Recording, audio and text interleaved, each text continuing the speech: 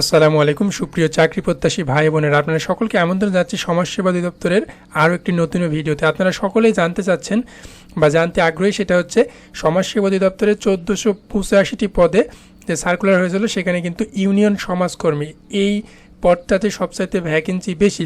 তো এই পদের নিয়োগ পরীক্ষা কবে অনুষ্ঠিত হবে, অনেক রিউমার আপনারা শুনতেছেন, কবে এখন জানতে চেয়েছেন, চলুন জেনে নেওয়া যাক। আপনারা যারা নতুন আমাদের চ্যানেলটি সাবস্ক্রাইব করে বেল আইকন অন করে রাখুন, কেননা এখানে সমাজসেবা দপ্তরের যাবতীয় তথ্য পাবেন। সেটা পরীক্ষার ডেট থেকে শুরু করে অ্যাডমিট কার্ড ডাউনলোড থেকে শুরু করে কীভাবে পরীক্ষায় প্রস্তুতি গ্রহণ করবেন, সকল আপডেট এখানে পেয়ে যাবেন ইনশাল্লাহ। ফিরে আসা যাক মূল আলোচনায়, সেটা হচ্ছে ইউনিয়ন সমাজকর্মী পদের পরীক্ষা কবে নাগাদ অনুষ্ঠিত হবে। ফেসবুক সহ বিভিন্ন মাধ্যমে আমরা কিন্তু সেরকম একটা গুজব দেখতেছি।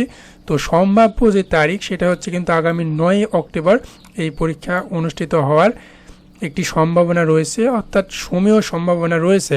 কেননা এখানে কিন্তু অনেকগুলো ক্যাটাগরি রয়েছে, অনেকগুলো পদ রয়েছে, আস্তে আস্তে এই পরীক্ষা গ্রহণ করা হবে।